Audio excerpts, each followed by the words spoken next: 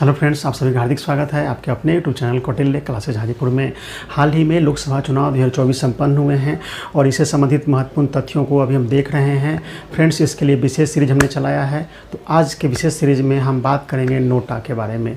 NOTA none of the above, इसका मतलब होता है यानी कि इनमें से कोई नहीं। फ्रेंड्स, 2013 में इसे इंट्रोड्यूस किया गया था विधानसभा चुनाव में। तो चलिए देखते हैं इसके बारे में महत्वपूर्ण तथ्यों को।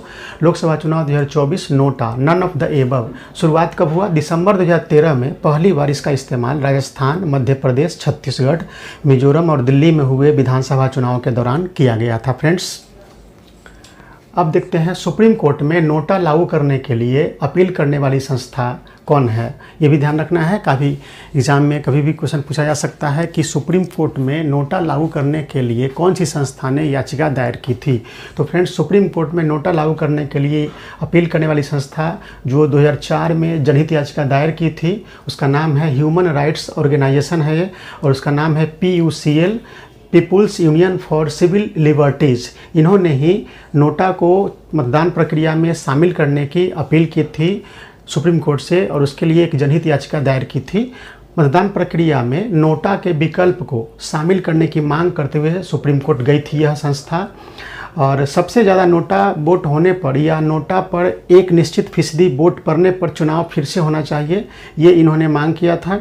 ऐसा होने पर ही राजनीतिक दल स्वच्छ और अच्छी छवि के उम्मीदवार खड़ी करने को बाध्य और उम्मीदवारों में भी नोटा के प्रति भय पैदा होगा, इसलिए इन्होंने वहाँ गया था। लेकिन 2013 में तो इनका एक डिमांड पूरा हो गया कि भाई नोटा को शामिल कर लिया गया सुप्रीम कोर्ट के आदेश के बाद।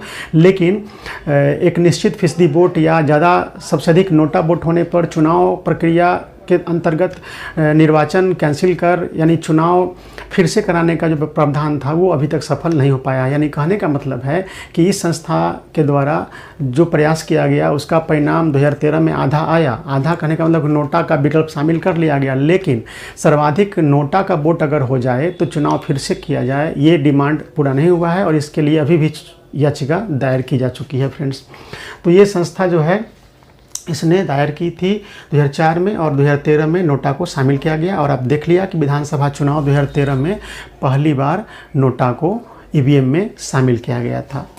अब देखते हैं ये जो संस्था गई थी PUCL, उसी के प्रयास से 27 सितंबर 2013 को सुप्रीम कोर्ट ने निर्णय दिया था कि none of the above vote दर्ज करने का अधिकार लागू होना चाहिए।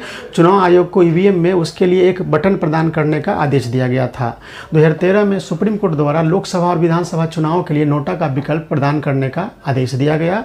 2013 में सुप्रीम कोर्ट द्वारा लोकसभा और विधानसभा चुनाव के लिए नोटा का विकल्प प्रदान करने का आदेश दिया गया था, और बाद में राज्यसभा चुनाव में नोटा का विकल्प 2014 में चुनाव आयोग द्वारा पेश किया गया था। यानी शुरू में आपको सुप्रीम कोर्ट ने कहा था कि लोकसभा और विधानसभा चुनाव में नोटा बटन को पेश कीजिए यानी कि शामिल कीजिए, और बाद में 2014 में चुनाव आयोग ने अपने पहल पर राज्यसभा चुनाव में भी नोटा का विकल्प देना शुरू कर दिया था। फ्रेंड, 2019 में सबसे ज़्यादा नोटा वोट पड़े थे बिहार के गोपालगंज सीट पर, जब 51,660 वोट नोटा को पड़े थे।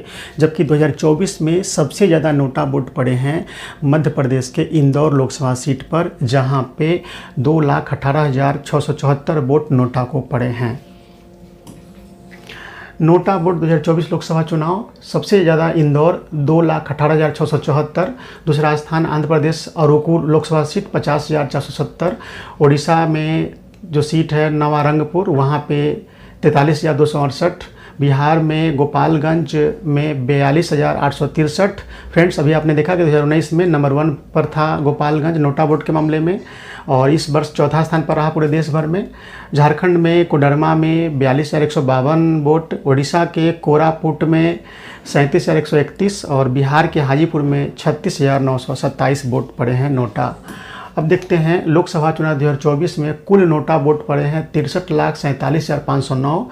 सबसे ज़्यादा नोटा वोट पड़े हैं जिस राज्य में वो है बिहार 8,17,139, और सबसे ज़्यादा नोटा वोट पड़े हैं जिस लोकसभा सीट पर वह है इंदौर 2,18,674। फ्रेंड्स, इंदौर को 7वीं बार देश के सबसे स्वच्छ और साफ शहर का दर्जा मिला है, और खिताब मिला है।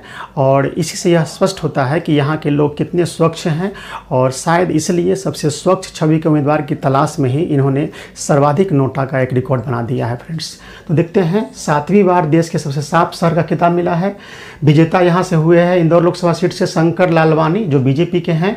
दूसरा स्थान मिला है नोटा को। तीसरा स्थान मिला है संजय सोलंकी को जो बीएसपी के हैं। निर्वाचन आयोग का नियम है कि किसी लोकसभा सीट पर अगर सबसे अधिक नोटा वोट पड़ जाए फिर भी जीत होती है सबसे अधिक वोट लाने वाले उम्मीदवार की। इस लोकसभा सीट पर इंदौर में जीत हुई है बीजेपी के शंकर लालवानी जी का, और दूसरा स्थान नोटा को मिला है। तीसरा स्थान पर रहे हैं संजय सोलंकी बीएसपी के। और चुनाव आयोग का नियम कहता है कि नोटा को सबसे ज़्यादा वोट मिलने के बावजूद दूसरे सबसे ज़्यादा वोट पाने वाले उम्मीदवार को विजेता घोषित किया जाता है। इंदौर लोकसभा सीट पर सबसे अधिक नोटा वोट पड़ने के रिकॉर्ड के पीछे एक कहानी है। कहानी यह देखिए कि कांग्रेस के उम्मीदवार थे इस लोकसभा सीट पर, जिन्होंने नामांकन वापसी की आखिरी तारीख को अपना पर्चा वापस ले लिया और मैदान से हट गए। फ्रेंड्स, कांग्रेस इंदौर से उम्मीदवार अक्षय कांत बम नामांकन वापसी की अंतिम तारीख यानी 29 अप्रैल 2024 को अपना पर्चा वापस ले लिया था, जिसके बाद कांग्रेस ने चुनाव प्रचार करते हुए नोटा को वोट देने की अपील की थी, और यही परिणाम रहा कि यहाँ पे सर्वाधिक नोटा वोट का रिकॉर्ड बन गया। कांग्रेस ने चुनाव प्रचार के दौरान कहा ही था कि नोटा का यहाँ पे रिकॉर्ड बनेगा, और उसी के कहने के अनुसार इंदौर में देश के सबसे अधिक नोटा वोट पड़े हैं। फ्रेंड्स, नोटा तो 2013 में मिल गया लोगों को। नोटा बटन इंट्रोड्यूस कर दिया गया ईवीएम में 2013 में, और यह आधी जीत थी। अब डिमांड हो रही है राइट टू रिजेक्ट की। कहने का मतलब अब एक याचिका दायर हो चुकी है जिसमें कहा गया है कि अगर नोटा वोट सबसे अधिक मिले तो वहाँ पे फिर से चुनाव होना चाहिए, या फिर एक निश्चित फीसदी में नोटा वोट तय किया जाए कि इतना फीसदी वोट अगर उस लोकसभा सीट पर आ जाता है तो वहाँ फिर से चुनाव होने चाहिए। ऐसी याचिका दायर की जा चुकी है।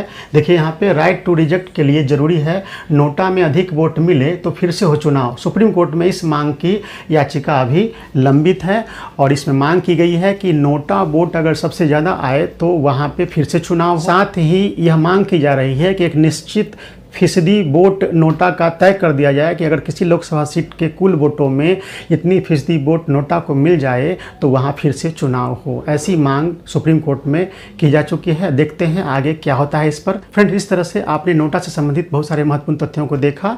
आपने PUCL संस्था के बारे में भी जाना, जिसने नोटा के लिए आपको सुप्रीम कोर्ट में याचिका दायर की थी, और 2013 में उसे जीत मिली थी, लेकिन आधी जीत मिली थी। आधी जीत तभी मिलेगी जब राइट टू रिजेक्ट के तहत अगर नोटा वोट अधिक हो जाते हैं या एक निश्चित फीसदी तय कर दी जाती है और उतनी वोट आ जाती है नोटा का, तो वहाँ पे चुनाव फिर से होना चाहिए। ऐसी याचिका दायर की जा चुकी है और ऐसी मांग हो रही है। देखते हैं आगे क्या